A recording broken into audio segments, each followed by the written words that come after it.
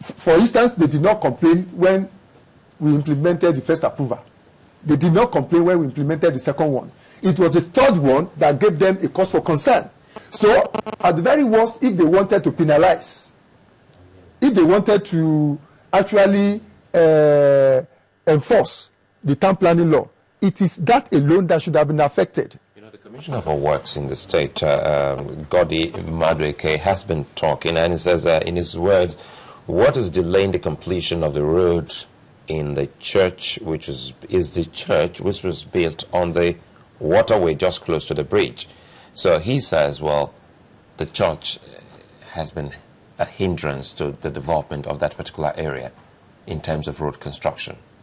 Well, the road construction, the bridge construction started a very long time ago. It did not start yesterday.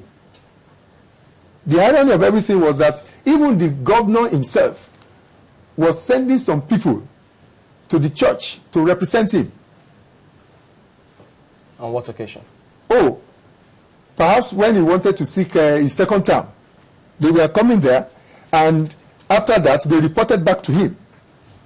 We have the record of proceedings of the church here, in which he commended the church, and as a matter of fact, in compensation, he gave them a piece of land.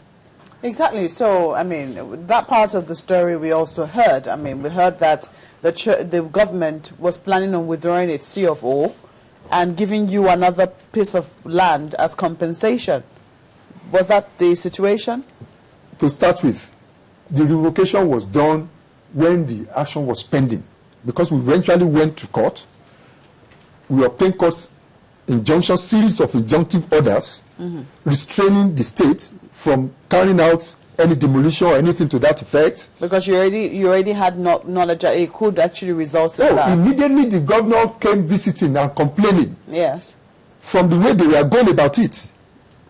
When they did not even show any regard for the expert report and all that, we knew there was going to be a problem. So we went straight to the court. And it's incredible. Till we speak now, the Enugu government has not filed any defense. They've not filed any defense. As a matter of fact, when we got to court, they simply threw in the towel. They realized the hopelessness of their case and the blunders that have been committed, and they themselves offered to have the matter settled out of court. Now, if that is the situation, I mean, you also agreed with them, because one party cannot just settle out of court by itself. Yes. The party who has gone to court must also agree to settle out of court. Yes. So you went out of court with them to settle. I want to believe that one of the outcomes was that another piece of land was given to you in compensation. Is that right? Yes. You see, we are not averse to having the matter settled out of court. Yes. After all, it is for the amicable resolution of the matter that we went to court. They gave us a new piece of land, but when we attempted, in fact, the new piece of land they gave us, we got a C of O on it to show our own part of diligence. When we attempted to take possession and access the land, we were met with fierce opposition and resistance by two rival claimants, the Ingwo community and the Amechi community. They were fighting for ownership over that piece of land. In the meantime, one of the contending parties actually had given a part of that land to a church, Assembly of God Church. So we couldn't access it. So we took our case back to the commissioner. What was his response? And his response was that, oh, it was our problem, we should go and solve it, it is our land and all that and all that. But apparently he had a rethink. And he himself invited the police to assist us. The police actually came, and for only 2 days, the church was able to take possession, to reestablish the beacons that we have vandalized and clear up the land. Only for 2 days. We were not able to do anything on that land for more than 2 days. Have you complained to the governor? Oh, we have done the best we could. We reached out to him through his agencies. Because what Mark has just asked is very key here. If the governor would come to you and even offer some form of commendation to your church during his electioneering campaign, one doubts if he's actually given his approval for this demolition? Honestly speaking, I'm not in a position to answer that question. But what I can say was, as the demolition was going on, if you reached out to the governor's office, as the demolition was going on, we tried to stop them. They say it is only the governor that can stop them. Well, things might have changed, because it was the governor himself that came to the church, and he actually gave them 4 days within which to remove the entire structure, or he will come and demolish it himself. Were you able to comply? Did you take out some of your things before the bulldozers came bringing down the building? Honestly, the way they went about it is what I initially described as executive lawlessness, a thorough abuse of the court process. So all the injunctions you got were ignored? A flagrant disregard of the rule of law. As a matter of fact, they had made some illegal attempts to demolish that structure. Most of the time they would come in the middle of the night with hoodlums to demolish. And the church started keeping vigils to anticipate and stop them. But by the time they now gave 3 days notice, they did not even allow the 3 days notice to elapse. They just came very early in the morning on the following day, about 8 o'clock, and they demolished the entire thing.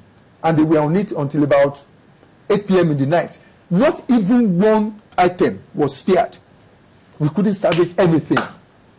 So as we stand now, there is no stone standing upon itself, upon another. The place it's glaring, as you can see. No stone standing on one on the other any longer. If the commissioner says that, I mean, both parties were in discussion and you knew it was going to come to this, I mean, yes, you say that's not the case, but what were you both then talking about while all those discussions went on?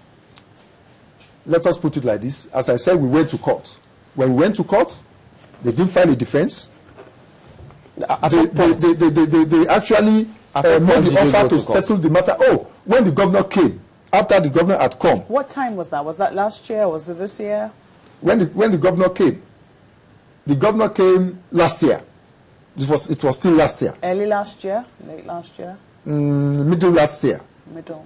The governor came and threatened to demolish within 4 days. As a matter of fact, he described whoever that might have granted us approval as crazy, that ought to be shot. He said so. We know that, you know, we've seen that happen in many government circles. I mean, we've seen many, even here in Lagos, we've seen many approvals given. People have approvals for their houses, but for some reason, I mean, people even have approvals for houses that were built on canals. And at the end of the day, maybe it's been causing flooding in an area and that house must go down. What we find, I mean, some would say that even for lands that are legally approved, that the way the Land Use Act is written, the government can withdraw a CFO at any point in time, but has to give you adequate compensation. And I think that is the part that really worries our team. I mean, in the sense that if you were compensated, but you have been shortchanged with that compensation, and that is great grounds for complaint. Very well. Are you complaining how far have you been able to go with this particular complaint? Because it would seem that you are willing to settle out of court, get a new piece of land, but it would seem that you've also been shortchanged there as well, and you're not getting the attention that you need with that other piece of land that you have received. Yes. Let's start like this. When we went to court, principally we sought for 2 claims. 1, relocation. Because pending action, they revoked our certificate of occupancy. Mm-hmm. And you know, before you can revoke a certificate of occupancy, it must be for overriding public interest. So, which they seem to be claiming here because of the breach and the water and what have you. Which they seem to be claiming. Yes. But what makes their attitude bad and unacceptable in law was that the revocation was effected during the pendency of the action. So